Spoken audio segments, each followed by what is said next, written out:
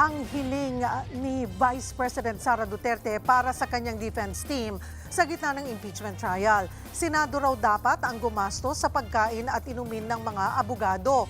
Buwelta naman dyan ng isang kongresista, ano ba talaga ang gusto ng bise?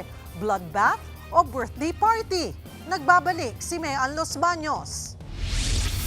Sa sulat ni Vice President Sara Duterte kay Senate President Sherwin Gatchalian noong July 7, may tatlong kahilingan ang bise kaugnay sa kanyang paglilitis sa Senado.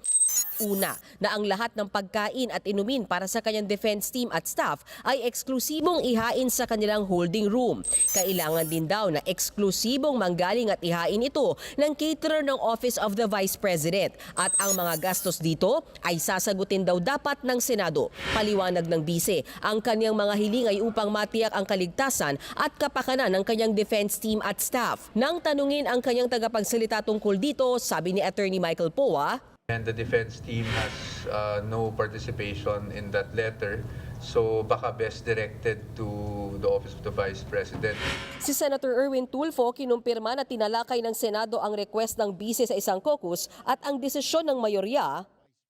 Ba't natin sasagutin? How do we explain that? Saan natin kukunin yung bayad sa pagkain tapos sila pa mamimili sa catering?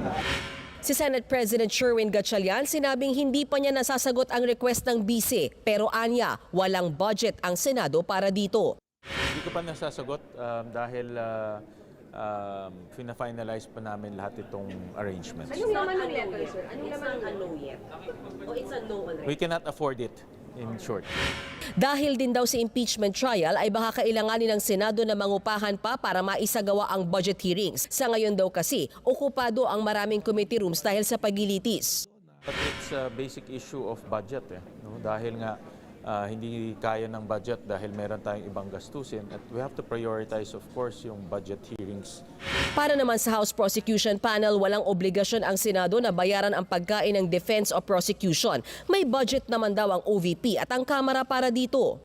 I find it highly improper kasi may opisina rin naman ng ating pangalawang Pangulo and they can actually charge all those expenses to their office. But if it's requesting the judges to provide for the food of the defense,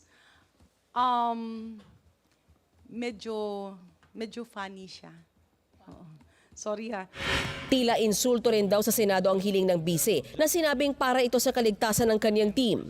So yung isa lang kasi doon, yung pagdududahan mo ng Senado na baka mamaya may lason yung ipapakain sa mga tao. Banat naman ni Akbayan Party List Representative Percy Sendanya, tila mas concerned pa ang bise sa catering kesa sa paglilitis. Tanong pa ng kongresista, bloodbath ba talaga ang gusto o baka naman birthday party? Nagbabalita mula sa Frontline, Mean Los Baños, News 5. Mga kapatid, Cheryl Cosing po.